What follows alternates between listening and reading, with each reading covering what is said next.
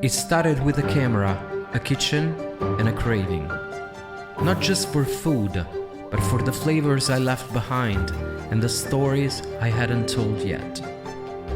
Mile Zero Kitchen was never meant to be anything big, just a small outlet, a way to practice cinematography while cooking the dishes I miss the most.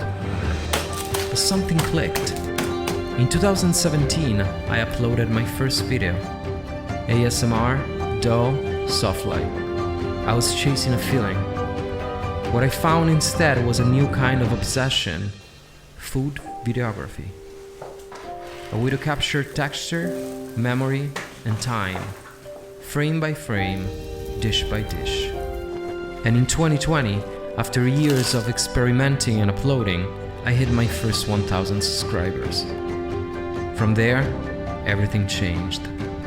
The Cookbook, Volume 1, The Past, is my next frame.